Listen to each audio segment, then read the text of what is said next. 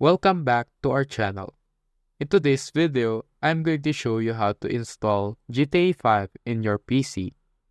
First off, you need to open your Steam or Epic Games launcher or any app store that you prefer. But in this video, I am going to use Epic Games. After opening the app, type GTA 5 in the search bar located at the top of the screen. Then press enter. Click on GTA 5. Click on Buy Now to proceed to the checkout page. Click on your preferred payment method. Fill up the necessary details for the transaction.